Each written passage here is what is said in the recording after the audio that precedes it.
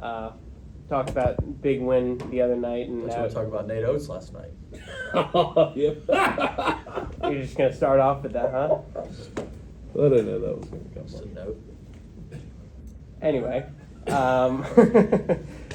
big win Monday night, and looking forward. What do you expect on Saturday? I mean, look, we haven't played very well on the road in league. We won at Commerce, we won at Northwestern, but we didn't play very well. So we certainly need to play better. We played better against Southeastern. We played pretty well against LeVar. So we need to have some carryover on the road. And so I mean that's the biggest thing we're looking forward to move into Saturday.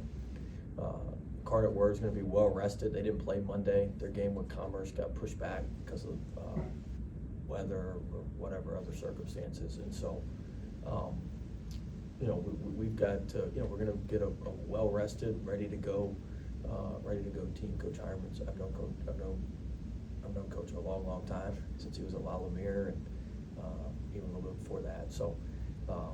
He's a really good coach. He's gonna have them ready to go, and so we've got to be able to take the energy and effort and enthusiasm that we play with at home. We got to be able to pack that up and travel a little bit. Big second half on Monday. How can you guys kind of bottle that up and learn from that and take it going forward? Well, let's hope we can. I mean, we need to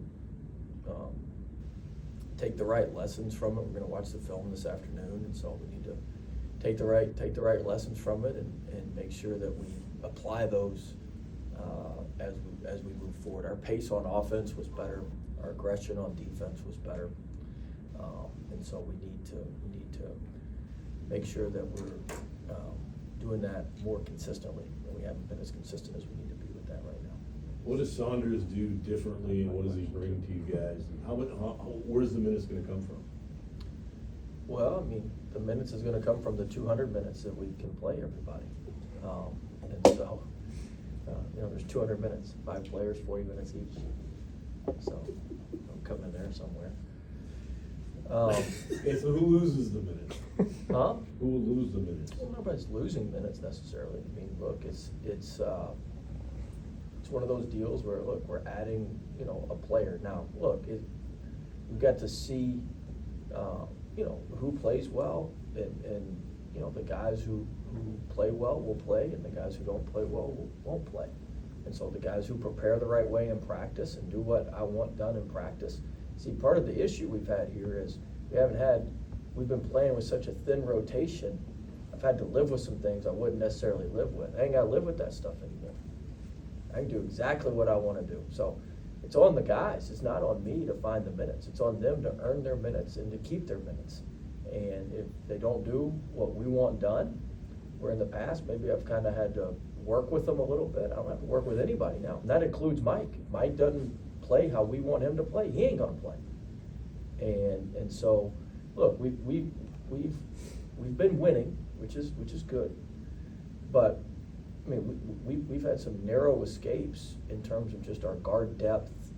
We've had guys who haven't fouled out, fortunately, but we've played guys with 4 fouls for upwards of 8 to 10 minutes in the second half, and so this affords us to not have to do that, but also, make sure that everybody's on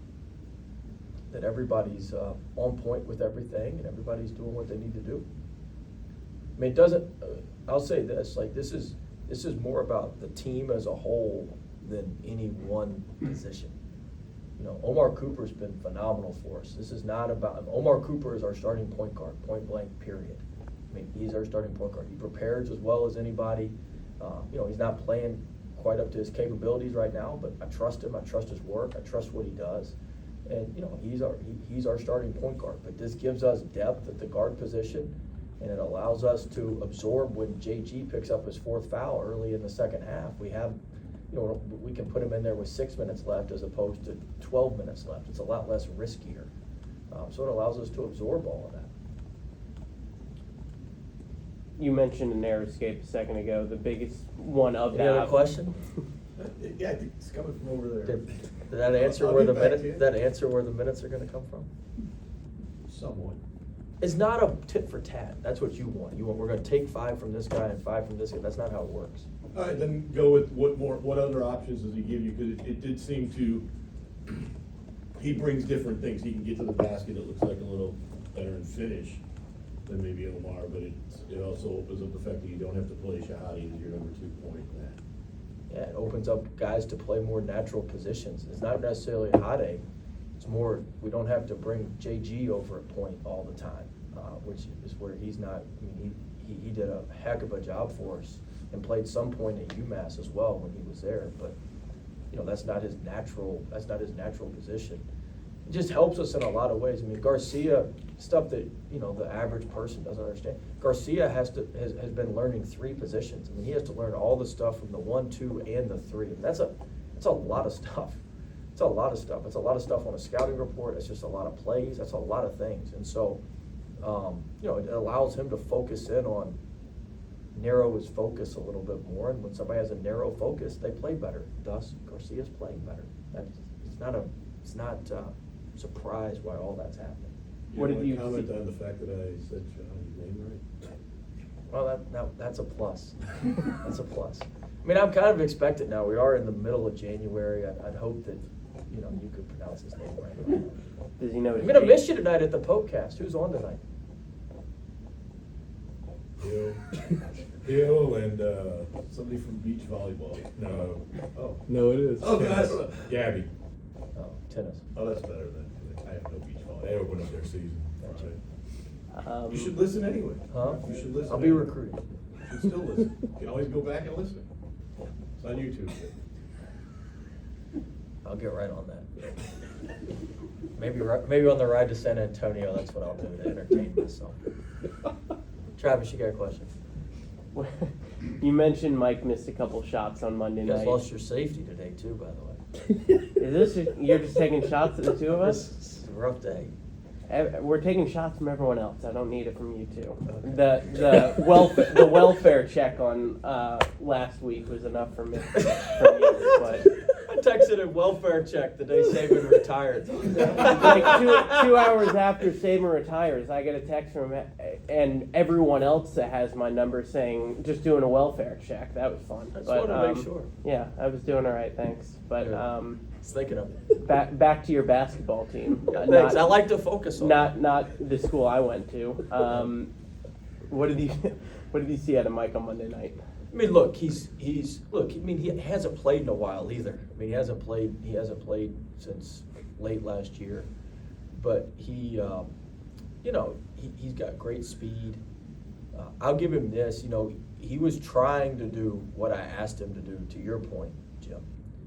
There's a couple times he probably should have gone and laid it in, but I was very clear when I told him, I was like, look, if, you know, when we put you out there, your job's to do X, Y, and Z. And he was trying to throw the ball to some guys maybe that weren't quite there because he was trying to do exactly as I instructed him. To that point, Jim, because he knows if he does how I instructed him to do it, he's going to play. If he doesn't do what's supposed to be done, he won't play. And so he was trying to be a little bit too perfect, I think, and didn't play off his natural abilities. But you saw the finish he had. I mean, he's a good finisher. You know, he can make an open three. He can make threes. I mean, look, he averaged 7-8 points a game in the American, averaged 5 points at Utah in the Pac-12. I mean, you know, he's got some wiggle to his game. He's got some game. So I think he's somebody that can help us. He can play on and off the ball. He's not just a point guard. I mean, he can play some 2 for us.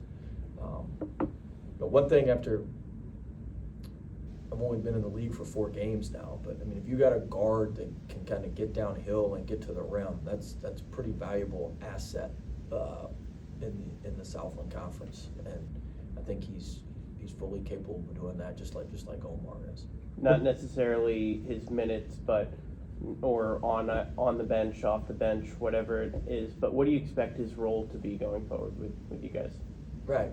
I mean, look, we'll see. It's the role. Everybody's first off, I call them responsibilities, not roles. A role sounds like a suggestion. Responsibilities, this is what you're going to do. And so whoever performs their responsibilities the best is who's going to play.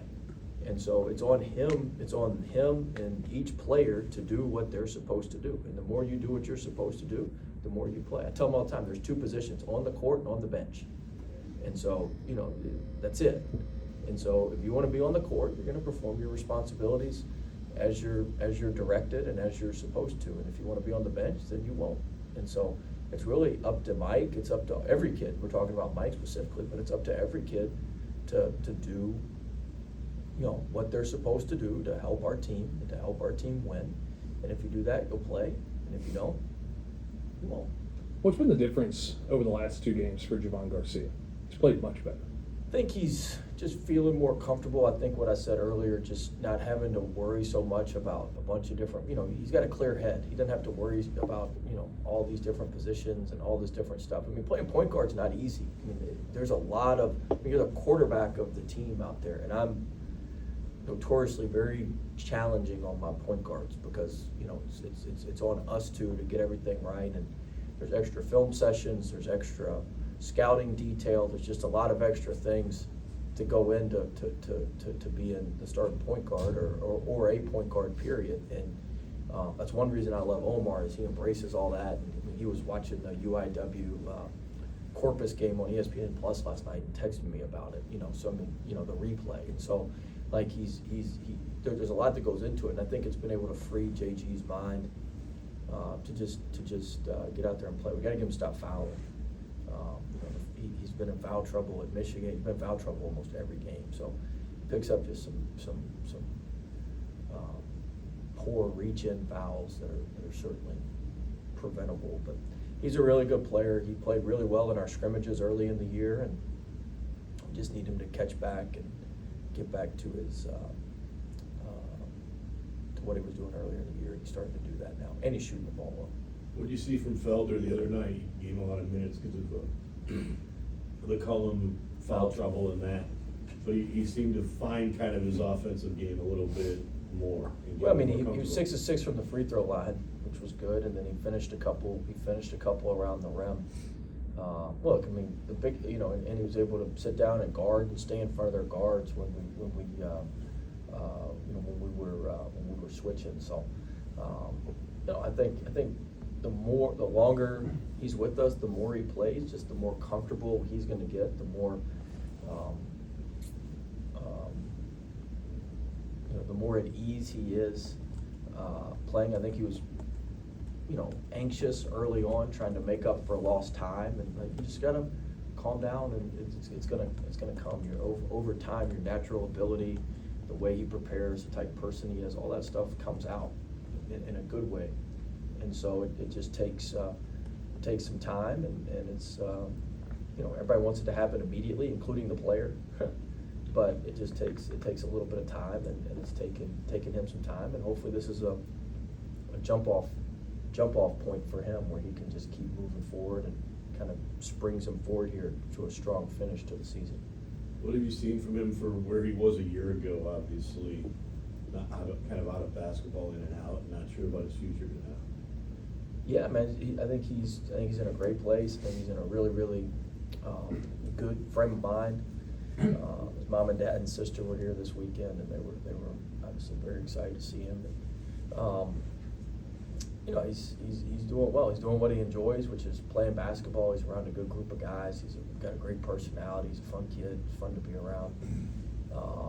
And I think he's enjoying himself, which is the most important part. When you're having fun and enjoy yourself, you tend to play better, which is what he's doing for us. What about the shoemate? Last week you said you thought he was going to break out. You look like a genius. My predictions are pretty good. You've been 2 for maybe 5 or something. What were the 3 I missed? So just keeping track. No, well, we got to keep you humble. What were the 3 I missed? We got to keep you humble. I'll go back and figure them out. But it looked like he was more aggressive. Did you do anything for him like you said you were going to do, or was that just? I mean, look, Christian's a really, really good player. Everybody was kind of keying in on him a little bit, trying to take him away, and so we were able to maneuver him around maybe a little bit differently. But he look, I mean, at the end of the day, he's the one who goes and makes the plays. He's the one who goes and makes things happen, and he was, he was out there and making things happen and making things go, particularly against Lamar. But he's such a live body. He's always in the play offensively. He's always on the offensive glass. One thing we did adjust is trying to put him a little bit closer to the rim. We'd had him on the perimeter quite a bit, and that had affected his offensive rebounding. Last year he was around the rim a lot more, and that's why he got a lot of offensive rebounds. So we tried to have him in the perimeter, but work him from the perimeter closer to the basket as the possession goes along, so we could have him around the basket to offensive rebound, which is one of his elite traits. The other night, Christian talked about the home court advantage to the fans, and last week, Tavian talked about how it's different when you guys go on the road in conference play. Do you guys prepare at all for that, knowing that it's a little different away from home in conference? It's hard. It's hard to prepare, and so look, we talk about it, we acknowledge it, but it can't be a deciding factor on how we play. If we're the team we want to be or the team we claim to be, that stuff can't matter. And so we need to go out and play regardless of the environment, regardless of the atmosphere, regardless of the opponent. We need to play to a certain standard. We need to play with a certain pace. We need to play with a certain edge that we hadn't always had on the road. Now, very challenging to win on the road. You look at all the results that happen on the road, or all the results that are going on, across the country. It's not easy to play on the road. It's not easy to win on the road. But that's just because it's hard across the country doesn't mean it has to be hard for us. And so we need to control what we can control and be better at that. And hopefully we learned. I learned some stuff that was my first. It's a long trip now. It's 4 days. It's 4 days on a. It's a long trip, and so we're going to do some stuff differently this trip than we did the first trip, to try to make it a little bit lighter on our guys, and so hopefully that'll help us play. Hopefully that'll help us play a little bit better as a group. Is it good to get the first two longest trips out of the way, the first 2 weekends on the road? I guess. We'll see. We're the only team that's playing 4 out of our first 6 on the road, so and there's 2 ways to look at it. I guess we knock them out and get them out of the way, or we're going to spend the whole month on the road after being in Michigan for 3 or 4 days too. So, look, the schedule is what the schedule is. You got to play them as scheduled. And I am happy that the Incarnate Word and Corpus are on the same trip. That'd be brutal to have to go to one and come back, and then go to one and come back. It'd be brutal to have to go to Commerce and come back. We're fortunate that the Incarnate and Corpus are on the same trip, and that the Commerce and then Northwestern's obviously easy for us to get to, but that was on the same trip as well. So that we're fortunate in that regard, but we gotta play them as their schedule. Is the league that much better this year? I know you weren't in it last year, but it appears to be much better this year, the league in general. Do you see that? Yeah, I think there's a lot of really capable, very, very good teams. I think a lot of the teams have new coaches, which has helped, give them some energy, some pop, some belief about what they're doing. And every game is going to be challenging, especially on the road. And look, there's some really good players in the league. You look at Lamar. Lamar's done a great job, man. They've developed some of those guys. They picked up a couple of those guys out of the portal. The big kid that they've had, 20, that they've developed he's a very, very good player. They picked up 5 from junior college, and he's a good player. BB Knight they picked up out of the transfer portal. These guys have done a really, really good job of developing guys, Coach Brooks and his staff, and finding some portal fits that kind of fit what they do. And I think a lot of teams in our league have done that. Everybody's kind of got their own niche in our league. Commerce does a really good job with JUCO recruiting. A lot of their kids are junior college kids that turn out, really, really well. Like I said, Lamar has kind of built theirs through the portal and through you know, through their own internal, development. Corpus does a great job with JUCO recruiting. You know, Shane and UIW just got a bunch of kids late. They got some freshmen late. They've got a freshman big who's gonna be phenomenal, 35.